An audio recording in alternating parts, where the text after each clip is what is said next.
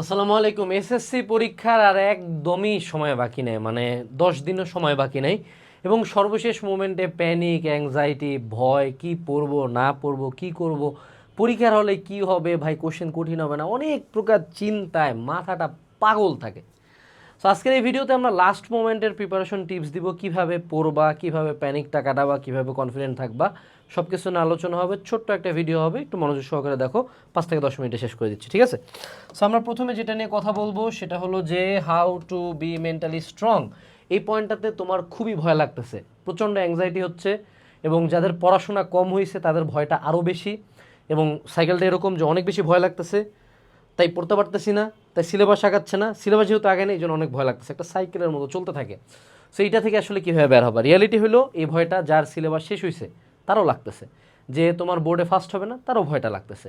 এই ভয়টা কাটানোর সবচেয়ে বেস্ট উপায় হলো আউটকাম চিন্তা করা। আউটকাম তুমি ধরে নাও, what is the worst that can happen? 5 point পাবা না, তো 5 পয়েন্ট না পাইলে SSC result majority of the সময় এইচএসসি রেজাল্ট দিয়ে কাটে দেওয়া যায়। তো তোমার আমি কইতেছি, তুমি এসএসসিতে খুব খারাপ করলা না, তুমি এইচএসসিতে ভালো করো, কাটে যাবে। তুমি যদি সিম্পলি জাস্ট 4.5 আপ পাও, তাইলেই বাংলাদেশের মেজরিটি জায়গা পার হয়ে যাবা, ঠিক আছে? হ্যাঁ, কলেজে একটু পেন খাবা, ওটাও ম্যানেজেবল। এইচএসসি লাইফ নিজের এফোর্টের উপর, কলেজের উপরে না, ঠিক আছে? দ্বিতীয় যেটা, তুমি যতটা ওভার থিঙ্ক করতেছো, তুমি তোমার ব্রেনের মধ্যে বেশি সাফার করতেছো, রিয়ালিটিতে না। তুমি যেরকম ভাবতেছো এইটা হবে, ওইটা হবে, হ্যাঁ হবে, এরকম কিচ্ছু হবে না। 99% কেসে এরকম কিছুই হবে না, বরঞ্চ এবছর অভিন্ন প্রশ্নপত্র হবে।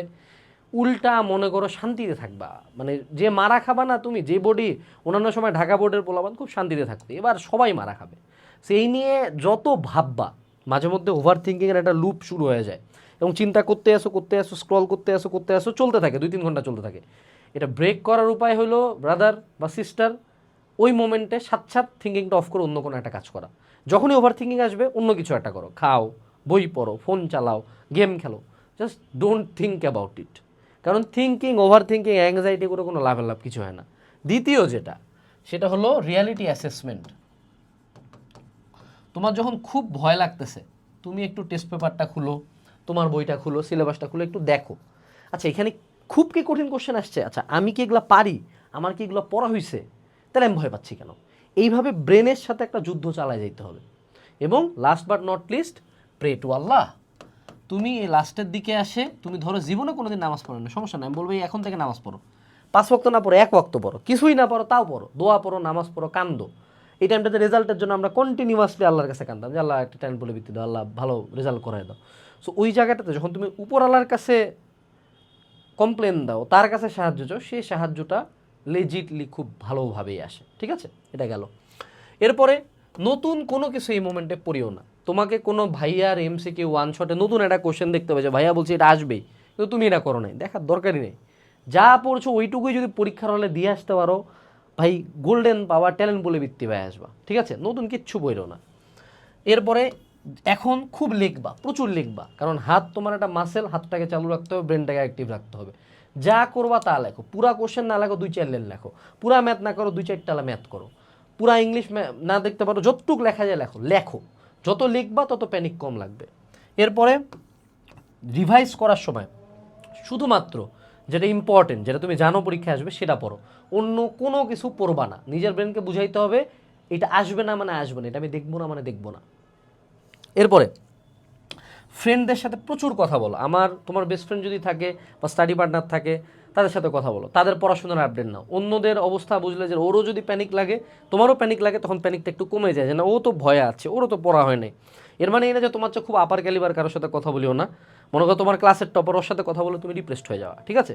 তোমার যে বন্ধু তোমার সেম লেভেলে আছো তাদের সাথে কথা বলো, দেখবা প্যানিকটা একটু কম। এর পরবর্তীতে ঘুমানোর আগে পড়ো।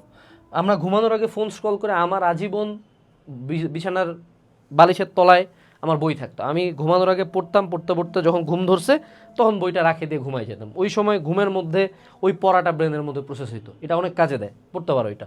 এমনি তো রাতে জাগে থাকো, 2-3 আগে কেউ ঘুমাও না, এটা জানি। এরপরে read even if you don't want to. এই সময় ফিলের উপর থাকেও না, যে পড়তে ইচ্ছা করলে পড়বো, পড়তে ভাল লাগবে, এনার্জি লাগবে, এই সময় কিছুই লাগবে না, এগুলা খুব খারাপ লাগবে, এটা সত্ত্বেও তোমাকে পড়তে হবে, এটা সত্ত্বেও তোমাকে বসতে হবে টেবিলে, মানে একটা রিচুয়াল বানাইতে পারো, রিচুয়াল বলে এটাকে, ঠিক আছে? যে খারাপ লাগতে যা লাগুক তাও আমি ভাইয়া টেবিলে বসে থাকি। টেবিলে বসা মানে ওই বই উল্টাচ্ছি, যা করতেছি। খুব ফোকাসডভাবে এই সময় পড়া হবে, খুব এনার্জি হবে, খুব কনফিডেন্ট থাকবে, হিউজ কামব্যাক দিবা, এগুলো লাস্ট মোমেন্টে আসে কিছুই হবে না। সো অনিচ্ছা সত্ত্বেও পড়ো। এবং যারা SSC 26 ব্যাচ আসো, ভিডিও ডিসক্রিপশন বক্সে একটা ফেসবুক গ্রুপের লিঙ্ক দেওয়া আছে, যেখানে আমি সরাসরি তোমাদেরকে গাইড করবো। তোমাদের SSCর আগে ওয়ান শট ক্লাসগুলো হবে, তোমরা সাজেশন পাবা। তার পরবর্তীতে আমরা HSCর একটা ওয়েবিনার করবো পুরো HSC লাইফের গাইডলাইন নিয়ে। কোর্সে 30% ডিসকাউন্ট পাবা ফিউচারে যে কোনো কোর্সে। তার পরবর্তীতে তোমাদের কলেজ অ্যাডমিশনের প্রিপারেশন ফ্রিতে হবে। তো ফেসবুক গ্রুপেতে ফ্রিতে জয়েন দিবা। আর একটা গুগল ফর্ম আছে, গুগল ফর্মটা ফিল আপ করে রাখবা, তাইলে যেদিন ওয়েবিনার হোক, যেদিন যেটা হোক, তোমার কাছে SMS আপডেট যাবে, ঠিক আছে? এটা কমপ্লিটলি ফ্রি, এটা সম্পূর্ণ ফ্রি। ডিসক্রিপশন বক্সটা চেক দিও বা কমেন্ট সেকশনটা চেক দিও, ওখানে তুমি লিঙ্ক পাওয়া যাবা। ওকে? আচ্ছা, আরেকটা কথা, সর্বশেষ এইবারই কিন্তু, এবার যেদিন তুমি লাস্ট প্র্যাকটিক্যাল এক্সামটা দিতে যাবা, ওই দিনই তুমি তোমার স্কুলের ইউনিফর্মটা লাস্ট টাইম জীবনে পড়তেছো। এরপরে কোনো দিন পড়তে পারবা না। মনে রাখবা, তোমার স্কুল লাইফটা ছিল তোমার লাইফের বেস্ট টাইম। এর চেয়ে ভালো সময় তোমার লাইফে কখনো সেকেন্ড টাইম ফিরে আসবে না। So it is your last exam in your uniform, give it your best shot. এই সাহসটা রাখতে হবে যে আমার স্কুল জীবনের সর্বশেষ এক্সাম, এবং এখানে আমার যত কষ্ট হোক না কেন, যত ভয় লাগুক না কেন, যত কান্না পাক না কেন, যত অ্যাংজাইটি লাগুক না কেন, আমি আমার বেস্টটা দিব। তারপরে রেজাল্ট দেওয়ার মালিক মহান আল্লাহ তাআলা। ভালো হইলেও আলহামদুলিল্লাহ, খারাপ হইলেও আলহামদুলিল্লাহ। অ্যাটলিস্ট এইটুকু এনশিওর করো লাস্ট কয়েকদিনে যে SSC পরীক্ষার পরে যদি রেজাল্ট ভালো আসুক বা খারাপ আসুক, তুমি যাতে বুকে হাত রাখে এটা বলতে পারো, you gave it your best shot. আসসালামু আলাইকুম। ফেসবুক গ্রুপে জয়েন দিও, ফর্মটা ফিল আপ করিও। টাটা।